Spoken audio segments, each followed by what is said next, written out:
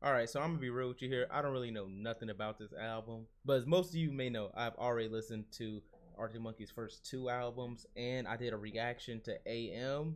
You can check it out on my channel already. So I just thought I would clean up, finish their discography, and check out the albums I haven't heard. Starting with the oldest album I haven't heard, which is Humbug right now. I haven't heard a single song from this album. I don't know anything about this album. It's pretty much just a giant question mark in my mind right now. So I'm just ready to jump into it. But before we get started, make sure to check out the Patreon. You get videos early and you get uncut reactions to the videos that are going to be on my anime channel. You can check that out too. And that's it. Let's get started. Track 1, we have My Propeller. I see that they're going in that favorite worst nightmare direction, very slow, dark, more moody sound that they were doing on that record.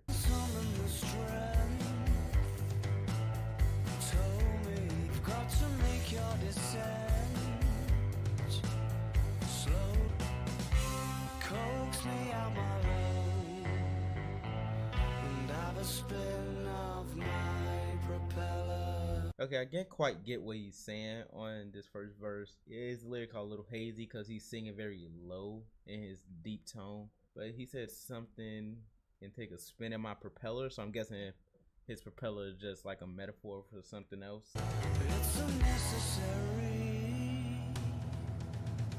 evil.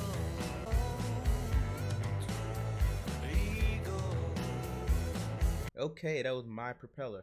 Yeah, like I said, his propeller was a metaphor for like his heart, his feelings, and he needs somebody else to, start it for him to get it going. It was a very standard song for Arctic Monkeys. Usually their first song is a tale of how the album's gonna go. So I guess I see that this album's gonna go down more of a favorite worst nightmares type, a little darker, a little slower than their first album. And even AM was a little bit, started off a little bit harder and more energetic than this. Track 2, we have Crying Lightning. Said you're mistaken if you're thinking that I haven't been cold before. As you bitch into you. This song, first of all, sounds amazing. Can't understand what he's saying, but he's just, his melody and flow just so well done that like doesn't really matter. I get the intent of what he's trying to say, because he's presenting it in a way that, you don't need words to understand what he's trying to get at. But this song, it sounds like it could be a song on AM, really. It has that same like old school yet modern vibe to it. Like I wasn't really expecting that at all from an album like this. Your past times consisted of the strange and twist, crying lightning, and how you like to aggravate the ice cream man on rainy afternoons. Okay, I guess he's going over a story of, interaction or time he had with a girl, but that's not what I'm really paying attention to in the song. The instrumental just going so crazy behind his voice. I'm just like, it just makes perfect sense for some reason. Like it feels like things that shouldn't work, but it just does for this song.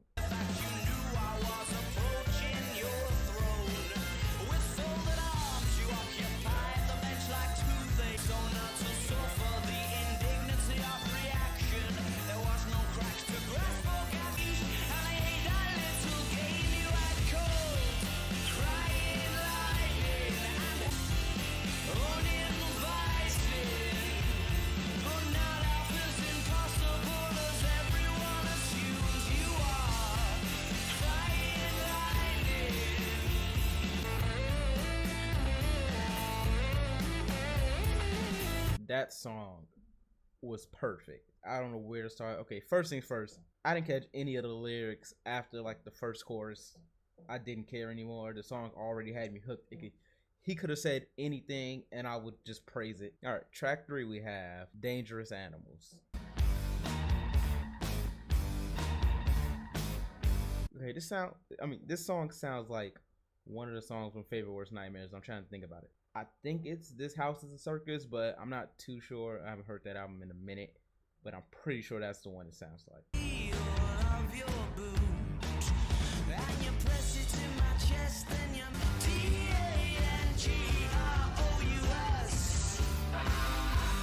I'm sorry. I was trying to let it slide, but that spelling just did not work for me. Like he, you can tell he just ran out of time, so he had to hurry up and say the last couple letters, and it just didn't really match the melody he was going for. It just didn't work.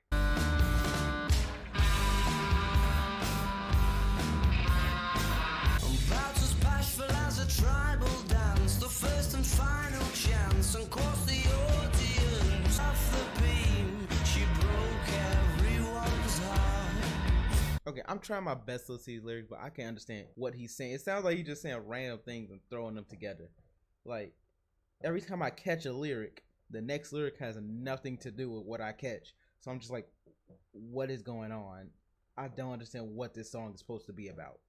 Makes my head pirouettes more than I would be willing to confess. Okay, that was Dangerous Animal. I'm not gonna lie to you, I did not like that song really. The instrumental was cool really, just not. It was just nothing. It's not for me really, and the lyrics just didn't make sense to me. I think it was about like keeping an animal in a circus or something like that, which will also explain why it sounds so similar to This House is a Circus off the last album. But now we have track 4, Secret Door.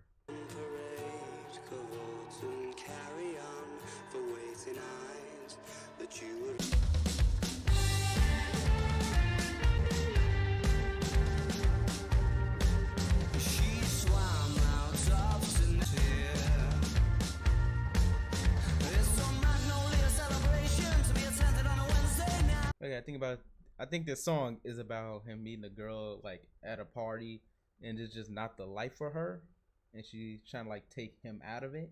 I don't know. I've only caught like a little bit of what he's saying, but out of that, that's what I got out of it. I might just be completely off the mark with that one. The secret door swings behind us. She's saying no. Her arms were folded, the most indignant, not looking. I'm unveiling the unexpected. I was really overlooked, was suddenly embarrassed and cool. Okay, I get it. Feel like how can a girl like this, be in an environment like this and still, basically thrive in it. She's saying nothing. She's just giggling. I wouldn't notice. I'm completely occupied. Okay, this section of the song sounds like number one party anthem off AM. I'm noticing a lot of this album sounds really like the perfect bridge between AM and Favorite Worst Nightmares. But there's a whole nother album in between those that I'm also going to check out. But this album is doing a really good job at like kind of showing you where they're going, but also still not going too far out of the range of what they already had done at this time.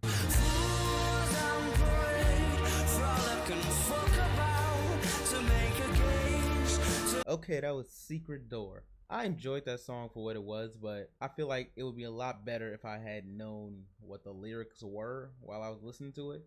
Because from what I can catch, I get the idea of the song, but I feel like I really need all the lyrics to fully get the feeling of that song.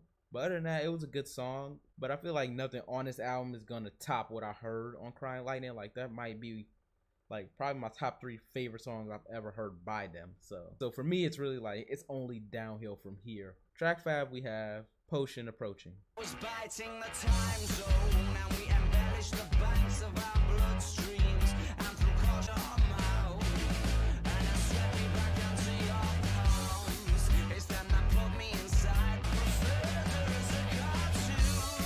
If I could be someone else for a week, I'd spend it. But I wanna swing from yours is only ocean. Okay, that was Potion Approaching. I didn't really say anything during that song because it was just a weird song. Like I don't really know. I don't know what it was about. The instrumental was real wonky is the best way I can describe it. The way he was singing was just, I don't know. It came off as more weird. I don't know. Unlike Dangerous Animals, which I thought was just a bad song, I think this song's just a weird one. Like, I don't know what it was trying to do, where it was going. I just don't know why it was made. But now we have track 6, Fire and Thud. Tomorrow, beside a box of matches being stolen, might just ring true, depends who you. I don't really get what this song's about either, like most of the songs on this album, but I like the feeling of this one. It's a lot, it's slower, but it just, I don't know, it got a vibe to it. I like that. Back away the laughter and tell you how it feels.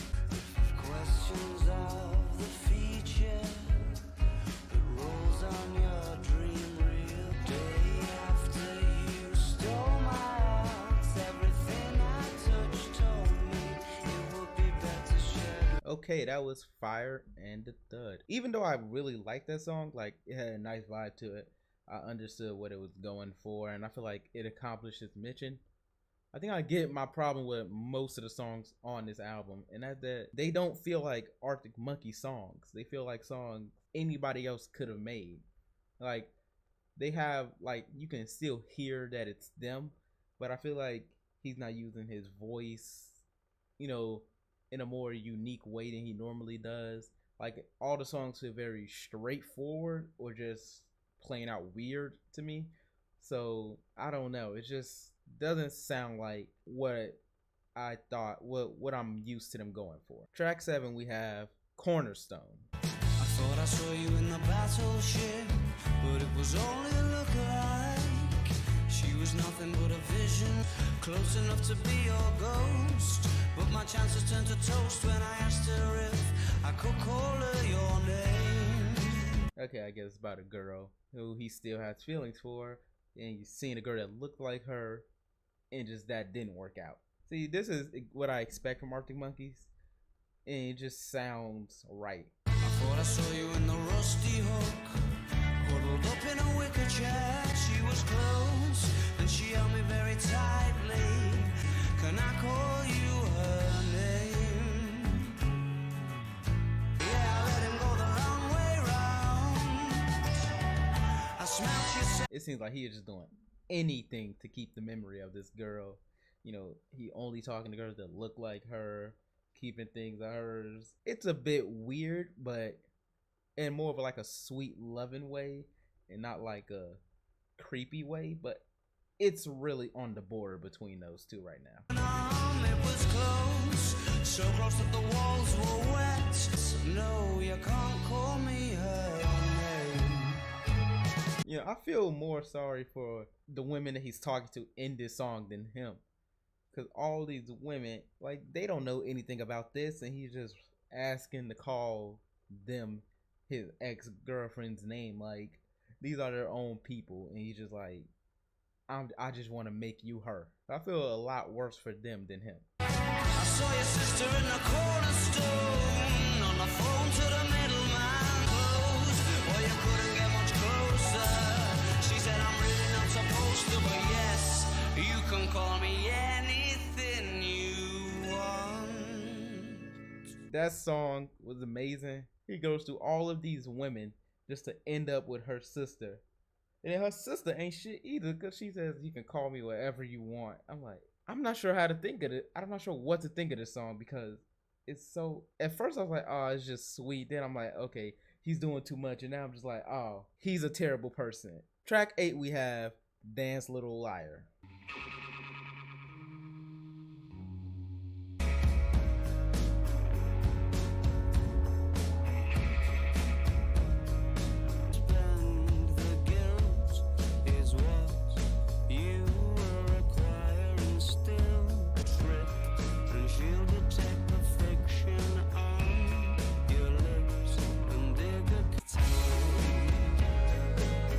This song is cool, but I feel like it's just a little bit too slow for me.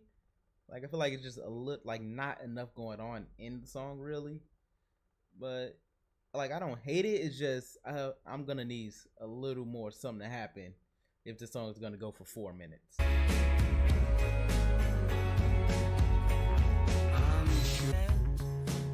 no, it's something for those beads of sweat.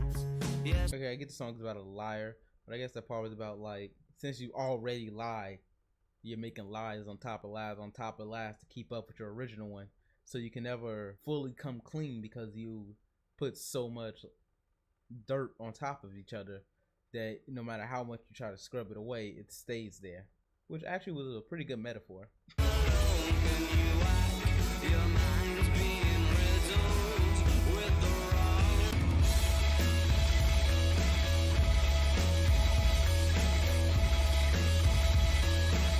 Okay, that was Dance Little Liar. That song was, it didn't feel like it was 4 minutes. It felt like it was a good, like maybe 2 minutes tops. Like it went pretty smoothly, pretty fastly. It was a lot like most of the tracks on Favorite Worst Nightmares, where it was very slow, not much going on. And then they have, you know, the little solo at the end where the instrumental goes crazy.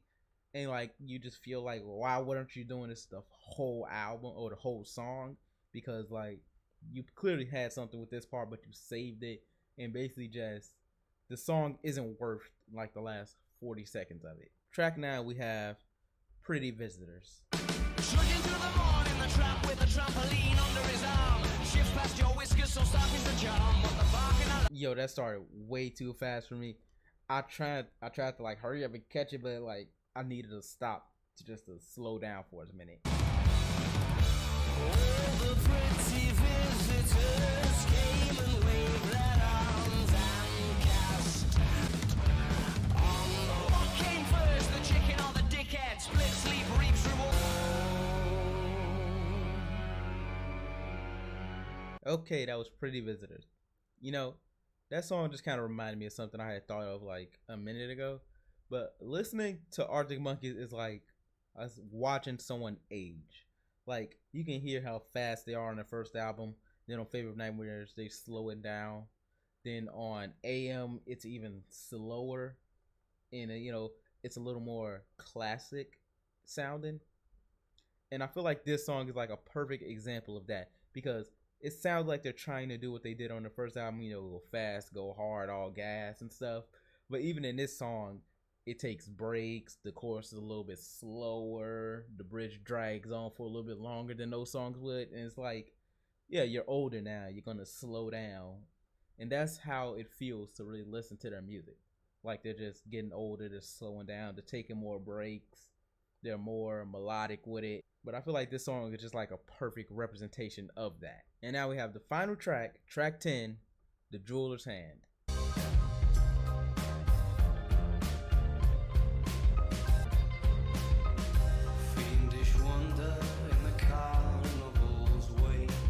Yeah, there's a lot of references to carnivals with their music.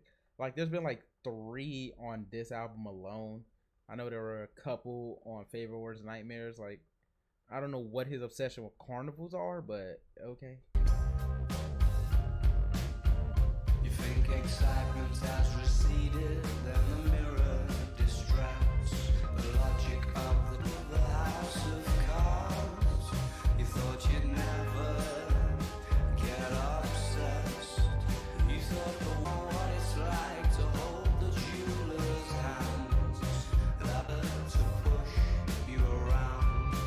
Any old voice makes such a punishing sound. Yeah, this song kind of sounds like a darker version of Fireside on AM, but I also found, because it has that sophisticated sound to it, but it's still like he still sounds young enough to where it like you can't really take it too seriously. It's like, whatever, like maybe. You know, it's like he's reaching for heights on this song that he can't quite get to yet. But you know what it's like to hold the jeweler's hands.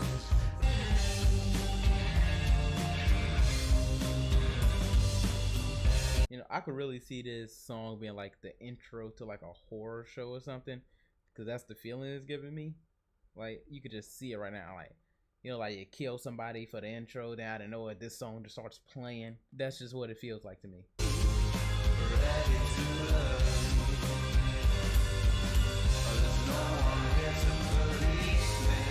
Okay, that was The Jeweler's Hand. That song, I really liked it, But I feel like if I had heard it like a couple months earlier, like if I had heard it in October, this would probably be my favorite song in the album because it just fit that Halloween spooky horror theme so well that I feel like I would have listened to it all the time during those months. But since it's more the Christmas time right now, I'm not really in that mood. But the song was amazing. It did what it had to do. But I feel like maybe like next fall time, I'll probably love this song. But overall, this album, it had some misses. It had some songs I just thought were plain bad. But overall, the album was pretty good. It feels like a bridge album between Favorite Worst Nightmares and like AM. It feels like they were just trying new things and seeing what they're good at, what they can get away with, what they can't. It just feels like a test album, really. They're testing the waters. But overall, I'll have to say my top three on this album have to be Crying Lightning, Cornerstone, and The Jeweler's Hand. If you enjoyed this, make sure to hit a like, subscribe, check out the Patreon. That's all I got, and I'll see y'all later. Bye.